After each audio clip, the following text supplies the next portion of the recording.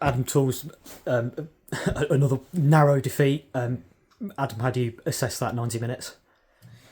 I think the first thing is I refuse to say that the lads didn't play well and didn't give their all, because they did, and I sound like a broken record every single week, but I think for 4 or 5 weeks now you can't ask for much more. We've created a lot of chances again. Credit to Nuneaton, that's why they're top.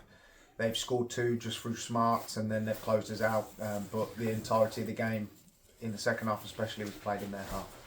And Tools, do you reflect on the key moment sort of being that second goal just before half time when obviously we're down to 10 with Alex Dean being off the field? Yeah, absolutely. They've scored 2 good goals, but also 2 avoidable goals. So the first one we've just not shuffled across quickly, and he's come inside, and it's a great finish. And then the second goal, Alex goes down injured and goes off to try and come back on, and then unfortunately we have to make a sub, and you're down to 10. And even though we shuffled people across into different positions, you got a centre midfielder going into right back, you got people dropping in, and we had 10 on the pitch, and it was difficult, and it wasn't any of their fault, but actually to adapt to that quite quickly, and that's why the second one went in. Credit to the lads again, they responded really quickly. We scored just before half time, and I thought second half we were on top, and I thought we deserved a little bit more, but again, as Adam says, credit to them for the way that they saw out the game. What was the message at half time? Obviously getting that goal from Chandler, right, literally the last kick of the half I think it was. What was then the message at half time? Was it very much we're back in this, lads? It was what a horrible time to concede, but then what a great time to score. So it was to go out. Obviously we've come out today to play football and play through the thirds, and I thought we did that well. We created a number of chances that we got in behind, and they're kind of half chances. But again, the lads have pushed really, really hard. They've pushed champions-elect, I would say, really, really hard to the wire. And it's just frustrating, like you say, another narrow defeat, but couldn't be proud of every one of them. Adam, how much confidence did it give you that as Tools just called them, the champions-elect have come here and we've had probably more of the ball and moved the ball really well for that second half, but ultimately just not been able to break them down? Yeah, look, I'd say maybe I'm being harsh. It doesn't give me confidence because we want to convert that into points. But I refuse to be disappointed in the boys. I refuse to be upset with them as individuals. I just said as we went in, I'm just upset in general because I feel like for another game you've not got what you deserved. So they only have to keep doing what they're doing, and at some point it will fall, and someone's going to be on the end of an absolute bashing from us. Chandler Peg's 50th Hinckley goal today. Obviously, you've only been here for sort of the last 4 or 5 of them, but tell us about sort of him and as kind of an ode to his goal scoring capabilities, I guess. Yeah, we're really pleased for him. He before the game, we said to him, "Do you know how much we trust you?"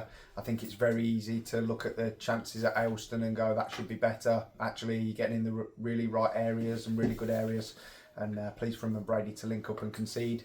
He's a prolific goal scorer, and I hope he takes that and says, "Okay, I've got the bit between my teeth now," which he will. And Tools, how hopeful are you that it will just start to fall? It just feels like there's been a couple of weeks now where you played well in second halves, probably 3 in a row now, where you play well in second halves, it's just not quite fallen for you. How confident are you that it will hopefully change next week? More than confident, to be honest. That you would be disappointed and you would have no confidence if you weren't doing that. And all it takes in football is one to be deflected in off somebody, and then all of a sudden you go on a run. And I think it was nice. Just want to give a shout. It was nice to see Zachy Evans back on the pitch today. Been out for a long time. Got through sort of 88 minutes, really, really, really well. And there was a couple of others there that, again, every single one of them ran themselves into the ground. But yeah, just a nice moment to see. Obviously, we've picked up a couple of injuries and a couple out today. But Zachy back is going to be huge for us. Final thought, just fine margins. It's exactly that. It's fine. It's frustrating to say, and it is fine margins, which again just gives us confidence that what we're doing and the people that we've got in there are the right people. Because if you don't create what we've done and push a team as strong as that, really to deserve at least a draw, if not more, without having a good group of lads. So it's going to come, as Adam says, and it's going to come very, very soon. Adam, just finally, you mentioned sort of having a couple of absentees, just kind of run us through them and whether you're hopeful to get any back for next week. Yeah, so Donzo picked up a thigh injury. Luke Jones has a fracture in his tib, I believe, so that was a midweek one. Obviously, Reese has picked up an injury today.